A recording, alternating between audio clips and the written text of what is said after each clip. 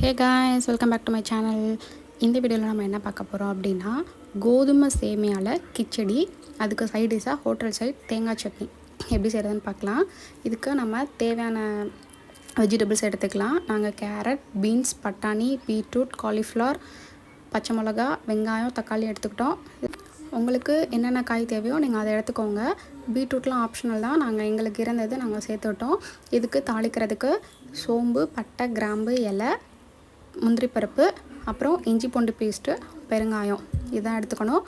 அதுக்கப்புறம் நாங்கள் ஒரு 200 கோதுமை சேமியா அதை எடுத்து வச்சுருக்கோம். பாதி பேர் இதை வறுத்து ஆட் பண்ணுவாங்க, நாங்கள் வறுக்கலாம் இல்லை, நாங்கள் டேரெக்டாக தான் ஆட் பண்ணியிருக்கோம்.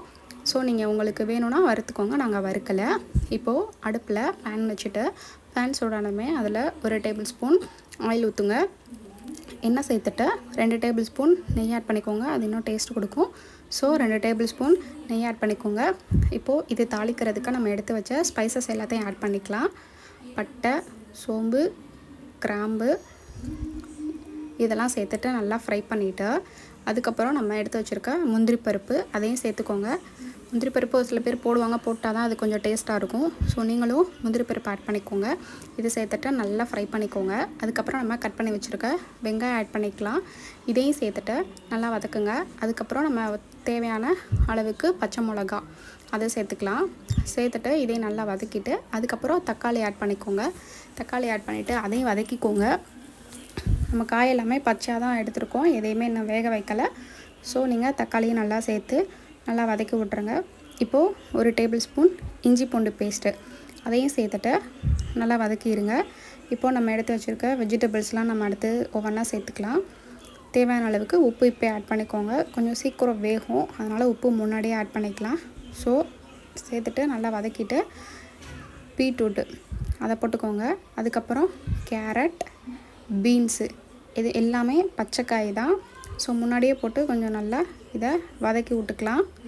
நீங்களும் இதே மாதிரி சேர்த்து நல்லா வதக்கிக்கோங்க. இதிலே நம்மளுக்கு ஒரு பாதி வேக்காடு நம்மளுக்கு இதில் வெந்துடும். அதுக்கப்புறம் நம்ம தேவையான காய்கறியை நம்ம ஆட் பண்ணிக்கலாம். பச்சை பட்டாணி இதை சேர்த்துட்டு காலிஃப்ளவர் நல்லா பொடியாகவே கட் பண்ணுங்கள். காலிஃப்ளவரை அப்போ தான் நல்லாயிருக்கும், சீக்கிரமாக வெந்துடும். ஸோ இதையும் சேர்த்துட்டு நல்லா வதக்கிக்கோங்க. மேக்ஸிமம் எல்லா காயுமே நல்லா பொடியாகவே நறுக்குங்க, அப்போ தான் சீக்கிரம் வேகிறதுக்கு கரெக்டாக இருக்கும். அப்புறம் கருவேப்பிலை, கொத்தமல்லி இதையும் சேர்த்துட்டு நல்லா வதக்கிக்கோங்க. இப்போது 1 கப் சேமியா எடுத்தோம் அப்படின்னா 3லேருந்து 3.5 கப்பு நம்ம தண்ணி ஊற்றிக்கலாம். நாங்கள் எடுத்த கப்பளவுலேயே அந்த 1 கப் சேமியாவுக்கு இந்த கப்பில் தான் நாங்கள் சேமியா எடுத்திருந்தோம். இதிலே நாங்கள் 3 கப்பு தண்ணி ஊற்றிருந்தோம். 6 கப்பு காய் எக்ஸ்ட்ரா வேகணும் அப்படின்றதுக்காக நாங்கள் 3.5 கப்பு ஊற்றிக்கிட்டோம்.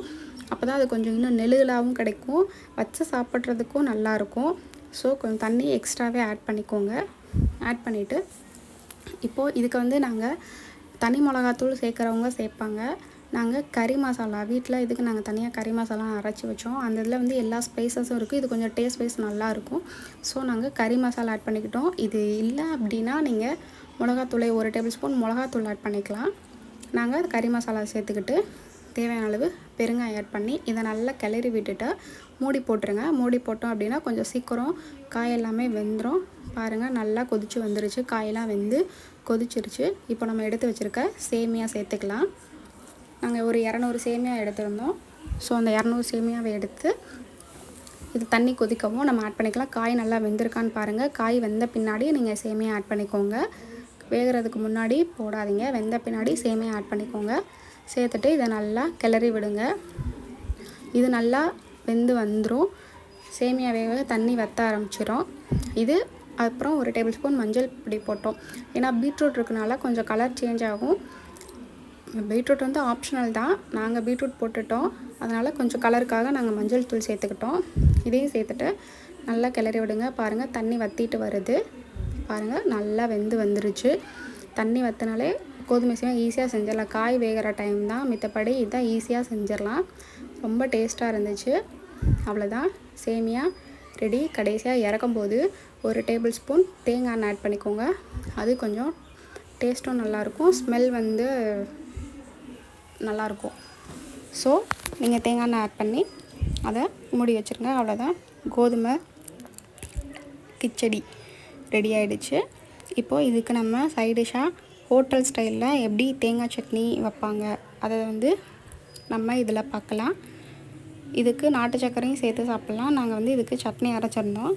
அதுக்கு வெங்காயம், தேங்காய், சட்னி கொஞ்சம் தான் அரைச்சிருந்தோம். ஸோ நீங்கள் உங்களுக்கு எந்தளவுக்கு வேணுமோ அந்தளவுக்கு தேங்காய் ஆட் பண்ணிக்கோங்க. காரத்துக்கு ஏற்ற மாதிரி மிளகா ஆட் பண்ணிக்கோங்க.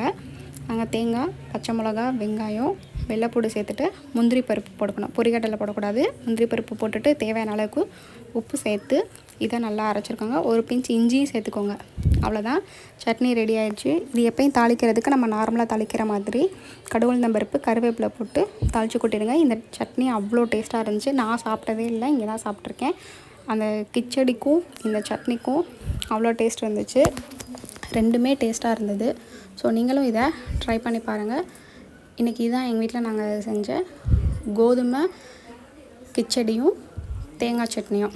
ட்ரை பண்ணி பார்த்துட்டு அவங்களோட கமெண்ட்டை எங்களுக்கு சொல்லுங்கள். தேங்க்ஸ் ஃபார் வாட்சிங்.